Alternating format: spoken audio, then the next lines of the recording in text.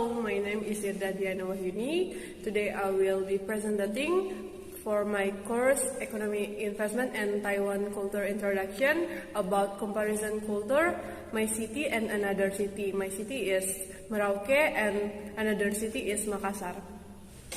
So for the first is Merauke, a beautiful city at the eastern edge of Indonesia. Merauke City is a regency city located in the far east of Indonesia. Not only that, this city is also the last point of Indonesia territory, which is directly adjacent to the state of Papua New Guinea. As an area full of historical value for Indonesia's struggle, of course in the city there are many historical places that commemorate the founding of Indonesia. One of them is the Twin Monument in the Sota district. There are only two of these monuments in Indonesia. One is in Merauke and the other is in Sabang. Merauke Regency is one of 29 regency or city in Papua province, which is located in the southern part, which has the widest area among regency or city in Papua province. Geographically, Merauke Regency is located between 137 degrees 141 degrees is longitude and 6 degrees 9 degrees south latitude. So this monument is a memorial to the easternmost and westernmost boundaries of the state of Indonesia. In addition, there is also the Sota Park. In this place, there is a memorial to the easternmost boundary of Indonesia along with information on its coordinates. This park is not only a marker of Indonesian territory, but also a tourist spot for the surrounding community. This makes the existence of this city really meaningful and special for the history of the struggle for the founding of Indonesia to become part of a struggle song entitled From Sabang to Merauke. Merauke comes from a story where when the Dutch first entered the Merauke area, precisely around the Maro River, they asked the Marin tribe, indigenous people of Merauke, about the name of this area. The Marin people do not understand Dutch or Indonesian. They can only say that this river is the Maro River, which is in the Marin language reads Maro Kaehe. Since then, the area was named Maro Kaehe and is known to this day as Merauke. Nature tourism is also an attractive option to visit. One of the famous ones is Wasur National Park. In this national park, we can see the original natural condition of Merauke, which is its combination of swamp and savanna area. Not only historical tourism, Merauke also has interesting tourist spots to visit, such as Lampu Satu Beach, which is so wide. On this beach, we can see one of the lighthouses for sailing sailors. This place is also a fishing village containing the Bugis and Makassar community. Generally, they are immigrants who try their luck overseas in Merauke. Then, many typical Merauke animals such as deer and kind of small kangaroo can be found in this national park. Not to be mentioned, the musamus, termite nests that soar up to 5 meters high and are found along the way to Sota. The natural conditions of Merauke are indeed slightly different from the natural conditions of Papua in general. Merauke has natural conditions that are not much different from northern Australia. If we want to buy Merauke handicrafts, there is one interesting specialty that is worth buying. These crafts are items made from crocodile skin. Crocodile skin is one of the leading home industry for the people of Merauke. This is due to the large crocodile population in Merauke. So this is legally legal because there is a special policy for Merauke regarding crocodile hunting, which remains under the supervision of the local government. Usually, this leather craft can be in the form of wallets, belts, shoes, bags, even golf bags, which are quite unique and are quite expensive. In terms of culinary, Morocco is famous for having quite this inactive and unique food. Deer meat, for example, we will find a lot in Morocco and processed in various types of food. Stews, beef jerky, and satay made from venison are common throughout the city of Morocco. This is very reasonable because there are animals that have a very large population in Morocco and are legal to be game animals. The city of Morocco has a very interesting charm. As the farthest city in eastern Indonesia, Morocco deserves to be a tourist destination in the province of Papua. The area is quite safe, quiet, and the people who live peacefully side by side add to the advantage of Morocco as a tourist city. Now, Morocco continues to beautify itself as the easternmost tourist city in Indonesia. So the next slide is get to know the Marine Anim, the largest tribe of Morocco. Marine Anim tribe. This tribe inhabits Papua on the south side. To be precise, starting from the Muli Strait, Maria Strait to the border of Papua and Papua New Guinea. So, for the tribe of Marine, they inhabit the rivers of Buraka, Bian, Eli, Kumbe, and Maro. Administratively, it belongs to the Okaba, Merauke, Kimam, and Muting district zone. Culturally, the Marine Anim tribe is certainly very unique. With its character, the Marine tribe is certainly an attraction. Literally, the word Anim was adopted from Anim, which means male. For the mention of woman is Anum. As a large tribe, the Marine Anim also consists of sub-tribes. Call it Tanum Anim, Ye Anim, Yep Anim, Mako Anim, and Kukari Anim. Especially Kukari Anim, this tribe inhabits the geographical zone of PNG, or Papua New Guinea. The similarities between these sub-tribes strengthen the bond between Merauke and Papua New Guinea. So, Papua and PNG are separated by state law. However, culturally they are very close. Economically, Merauke and Papua New Guinea also have close ties. Business activity involving citizens of these two countries are very strong. The barter culture is also still valid there. The Marine Anim tribe relies on agricultural production. They cultivate it from the fields. Commodity includes sweet potatoes, cassava, kava, and sagu. Other activities are fishing and hunting. So the next slide is Marine Anim tribe. The productivity of the Marine Anim tribe is very high. The main commodity is farming. The method is also unique and interesting to explore. Referring to customary law, this tribe is still famous as headhunting nation. The men have a high role and influence in social life. In the old civilization, this tribe developed its own weaponry. Its function to fight and hunt. The farms bows from bamboo, arrows from poles, spears, and clubs.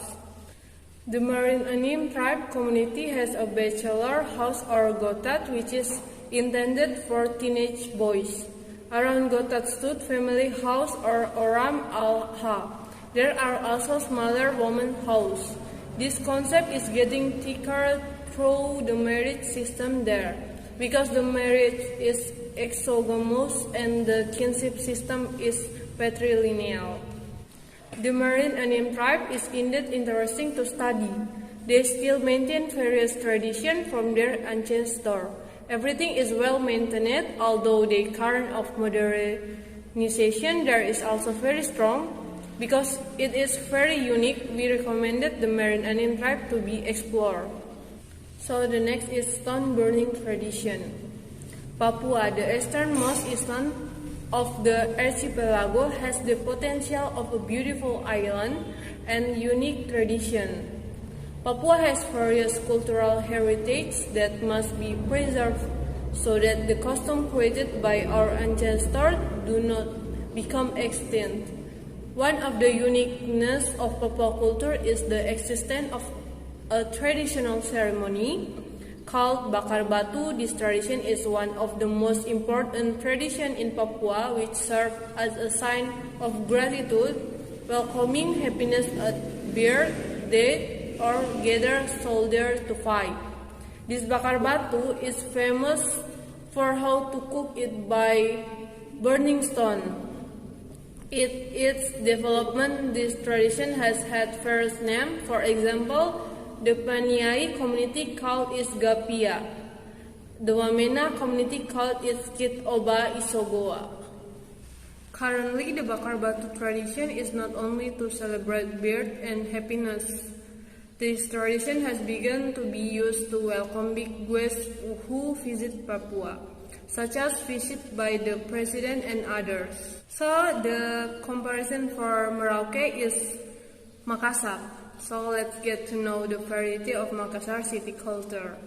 The city of Makassar, which is inhabited by a multi-ethnic community, keeps various cultural heritage from the past, starting from dances, manuscript, ritual, performing arts to culinary arts. So for the first is woven bamboo. Woven bamboo is bamboo fibers that are strung together to form a rigid object, usually to make basket or furniture. Woven bamboo can also be used for the walls of a typical house of the Bugis Makassar people called Gemeka. Making woven bamboo requires skill, tenacity, and creativity. So next is Pakarena dance. Pakarena is a type of traditional dance. Pakarena comes from the Makassar language, namely because which means to play, with the prefix pa indicating the actor. Pakarena refers to the player in the performance. This traditional dance is played by four dancers who wear bodoh clothes and lipa, sakbe or sarung, and fan. This dance is accompanied by musical instrument, gandrang or drum, and puik-puik, a type of flute. In the past, this type of classical dance with beautiful and unique movement was performed as a medium of worshipping the gods, but gradually in function turned into a medium of entertainment. So, next is Paraga folk game. This traditional game of the Bugis Makassar people, usually played by young people, is a show of skill at playing a ball made of rattan. This game serves as entertainment and attracts people's attention at various events. The person who plays this dance is called Pak Raga, while the way to play it is called Mak Raga. This game basically departs from the basic movement of martial arts. Paraga is sporting ball game that is moved with joy from the feet to the feet, head or hands. This show is played with joy. Paraga is played not for competition, but as an attraction to show skill, generally played in teams with a minimum of 6 members. Putu Cangkiri. Putu Cangkiri or Cupi is a typical Makassar snack which is a culinary heritage of the local community. This cake has a shape similar to a third of the size of a cup, so it is named after Putu Cupi. Putu Cupi is a simple snack made from rice flour as the base and mixed with glutinous rice.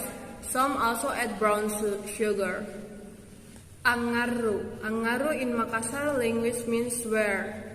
This is an oral tradition that used to be the ikrar spoken by the Goa people.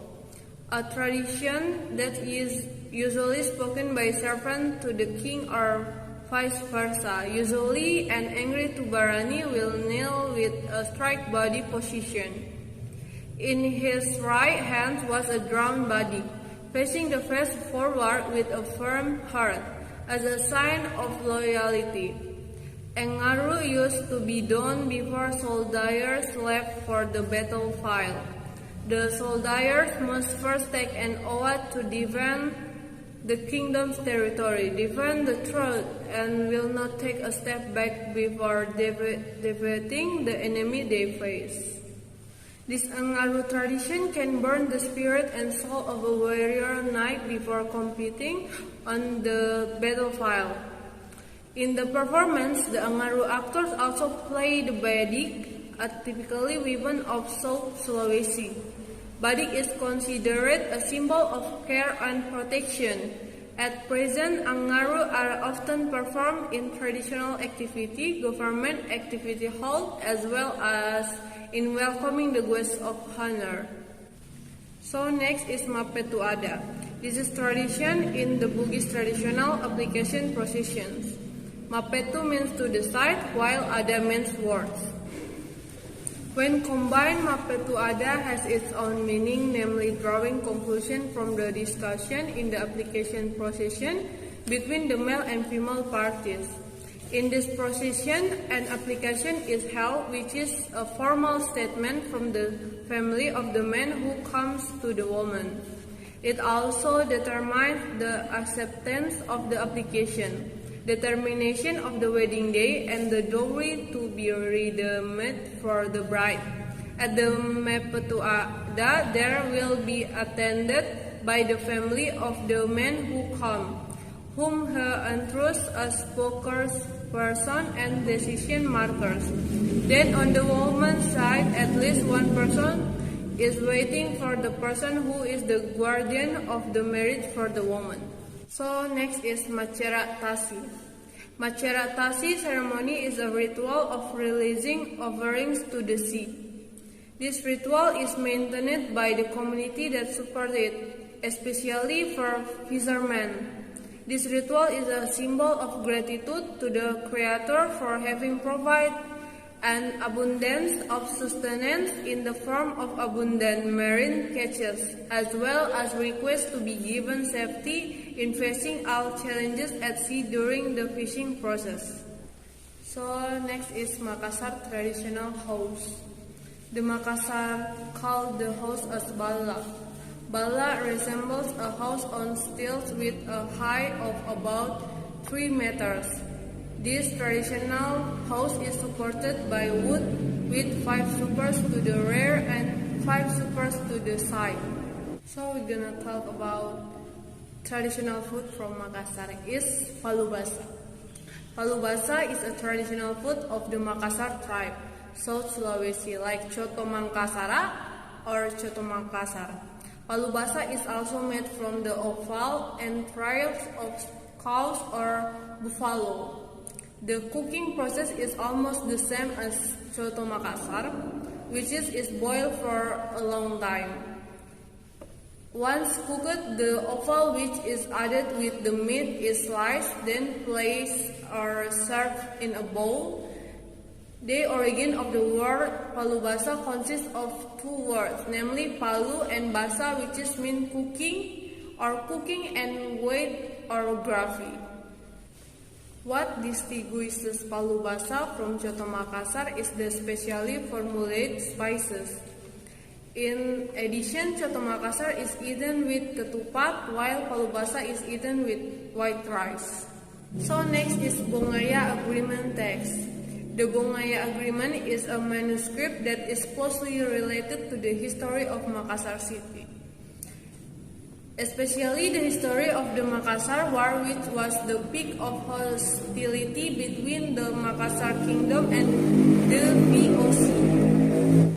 In the past, the Makassar Kingdom and the VOC were 2 major opposing and hostile powers. Because the political and economic position of the Makassar Kingdom was so strong that it faced a threat to the VOC in carrying out the spice monopoly policy. The war between Makassar Kingdom and the VOC resulted in peace treaty, namely the Bongaya Agreement, that November 18, 1667, the text of the Bongaya Agreement was written on paper in Malay Arabic script consisting of 30 articles. However, this agreement only benefited the VOC. This is clearly written in the content of the article contained in the text of the agreement.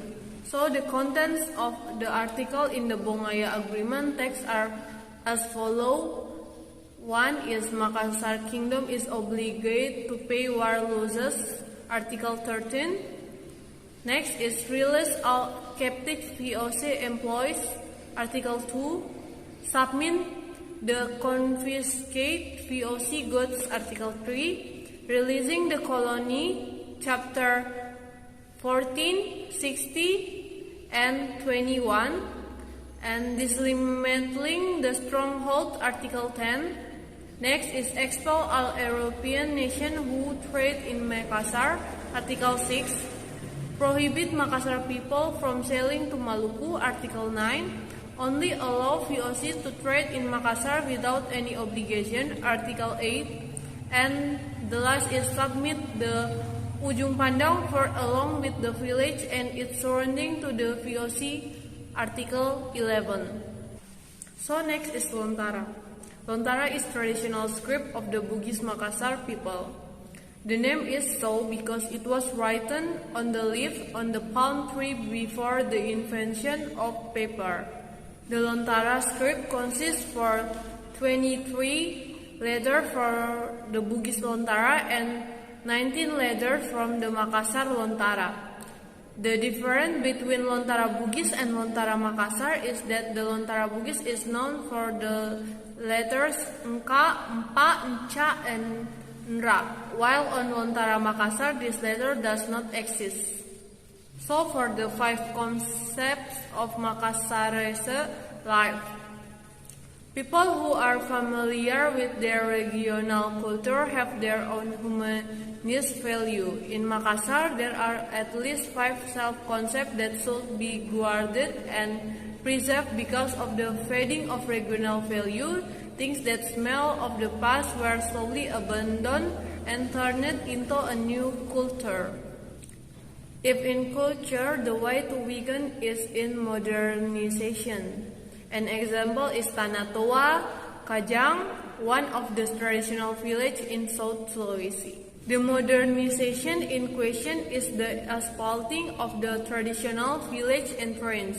The entry of cell phones into traditional village, whereas previously these hereditary rules could not be violated. Time changed us for the better and for the worse.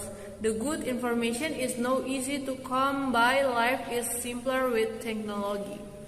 Worse, the ancestral values that are held are slowly being eroded, changing with a culture of freedom that goes wrong, like being free to talk and act as they please. For this reason, there are 5 things in the form of value and concept that have a very large influence on the behavior and social interaction of the Makassar ethnic. First is Tau or people. In Makassar culture, Tau is considered a simple word, can be interpreted as people. However, in the metaphorical element, there is a hidden value. Antu nikanaya tau akrupa-rupain, niat tau toje, niat tau tau, niat tau akan naji na tau. Translation: humans are diverse. There are humans, truly humans. There are humans who are just humans. There are humans who are said to be human because they can speak. Next is Siri or self-esteem. Siri is a value that is very difficult to define specifically. In a broad sense, it can only be felt perfectly by its adherents. In Makassar, there is metaphor that defines Siri as the solid foundation of the Makassar people. Next is Paceiba. Lexically, Pace means painful or sore. We choose to help people who are in trouble because we have compassion or Pace. The sentence Pace paroka piti to see it is something that is often said. Next is Pangali or feeling respect. Pangali means respect or disdain for others. The sound of the sentence can be something like Ikate tomo ku pangaliki daeng. That means only you I respect. There is also si pangaliki or mutual respect. This teaching is one of the form or sipak or regarding each other. So this is end of my presentation. Thank you for the time and goodbye.